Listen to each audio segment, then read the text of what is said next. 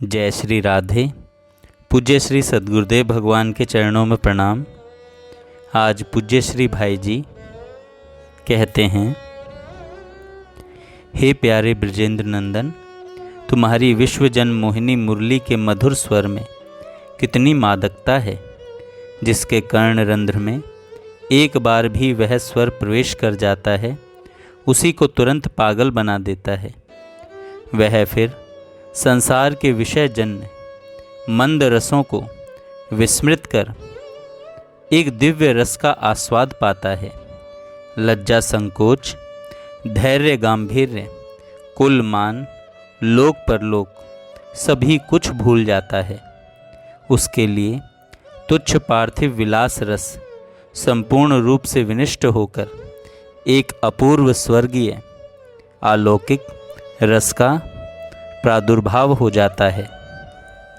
उसकी चित्त वृत्तियों की सारी विभिन्न गतियाँ मिट जाती हैं और वे सब की सब एक भाव से एक ही लक्ष्य की ओर एक ही गति से प्रवाहित होने लगती है। एक ऐसा नशा शरीर मन पर छा जाता है कि फिर जीवन भर वह कभी उतरता ही नहीं। जब कभी उतरता है तो अहम को लेकर ही उतरता है। ऐसे ही नशे में चूर भाग्यवती ब्रजबालाओं ने कहा था, जिस शुभ क्षण में ब्रजमंडल में तुम्हारी वंशी बजी, उस क्षण ब्रज के प्रेमी जीवों की क्या दशा हुई थी। इस बात का मधुराति मधुर अनुभव उन्हीं सौभाग्यशाली भक्तों को होता है। हम लोग तो उसकी कल्पना भी नहीं कर सकते, पर सुनते हैं कि तुम्हारी उस वंशी ध्वनि ने जड़ को चैतन्य, चैतन्य को जड़ बना दिया था, सारे कामियों को विशुद्ध प्रेमी बना दिया था।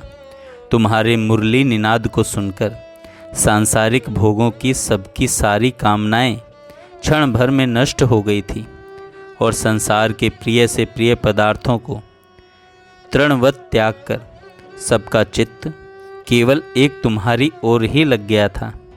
यही तो सच्चा प्रेम है।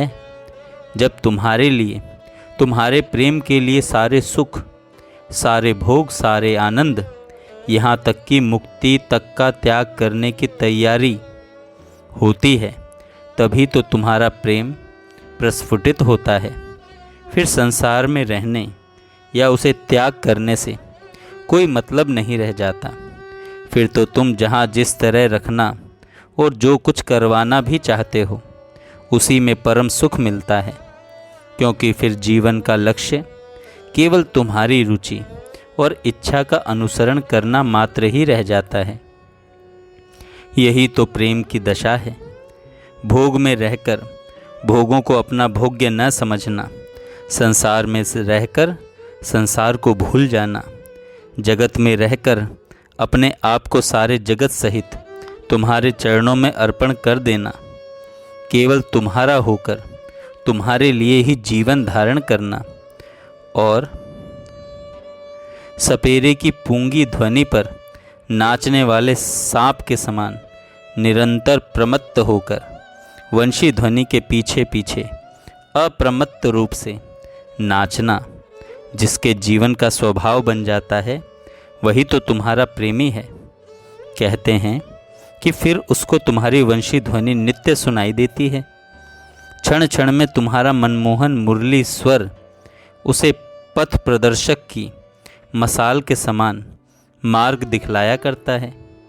वे प्रेमी महात्मा धन्य हैं जो तुम्हारे इस प्रकार के प्रेम को प्राप्त कर त्रैलोक के पावन पदवी पर पहुंच चुके हैं। हम तो नाथ इस प्रेम पाठ के अधिकारी नहीं हैं। सुना है कि परम वैराग्यवान पुरुष ही इस प्रेम पाठशाला में प्रवेश कर सकते हैं, नहीं तो यह प्रेम का पारा फूट निकलता और सारे शरीर को क्षत विक्षत कर डालता। प्रेम का पारा वैराग्य से ही शुद्ध होता है। वैराग्य के अभाव में तो नीच काम प्रेम के सिंहासन पर बैठकर सारी साधनाओं को नष्ट भ्रष्ट कर डालता है। अतएव प्रभु, भोगों में फंसे हुए हम संसारी जीव इस दिव्य प्रेम लीला की बात करने का दुस्साहस कैसे कर सकते हैं। हम तो दीनहीन पतित पामर प्राणी हैं। तुम्हारे पतित पावन स्वरूप पर भरोसा किए दरवाजे पर पड़े हैं, परंतु नाथ हम में न प्रेम है, न भक्ति है और न श्रद्धा है। फिर किस मुख से तुम्हें कहें कि प्रभु तुम हमारी रक्षा करो। तुम भक्तों के परम सखा हो नाथ, जो जगत का सारा भरोसा छोड़कर केवल तुम्हारी दया पर ही निर्भर करते हैं, उनकी तुम रक्षा करते हो नाथ। हम तो संसार आसक्त भक्ति विहीन दीन प्राणी हैं। किस साहस से तुमसे उद्धार के लिए प्रार्थना करें, परंतु नाथ तुम दीन बंधु हो, तुम अनाथ नाथ हो, तुम अकारण ही कृपा करते हो। सुना है कि तुम केवल दुखियों और दुराचारियों का दया या दमन के द्वारा परित्राण करने के लिए ही जगत में बार बार अवतार लेते हो। प्रभु हमसा दुखी और दुराचारी और कौन होगा। दुखियों के दुख और पतितों के पातक तुम्हारे सिवा कौन नाश करेगा। तुम ही तो अशरण के शरण अनाथ के नाथ हो। तुम ही तो अगति की गति और निर्बल के बल हो। तुम ही तो स्नेहमयी जननी की भांति अपनी दुर्गुण संतान से प्यार करने वाले हो। प्रभु बताओ, तुम्हें छोड़कर इस विपत्ति पंख से निकलने के लिए किसको पुकारें। ऐसा कौन है जो तुम्हारी तरह बिना ही हेतु दया करता है। प्रभु हमें इस दुख सागर से पार करो, बचाओ नाथ। तुम्ही ने पापा नल से संतप्त पतित अजामिल को एक ही नाम से प्रसन्न होकर पावन कर दिया था। तुम्ही ने जल में अनाथ की भांति डूबते हुए गजेंद्र की दौड़कर रक्षा की थी। तुम्ही ने भरी सभा में विपदग्रस्त द्रौपदी की लाज को बचाया था।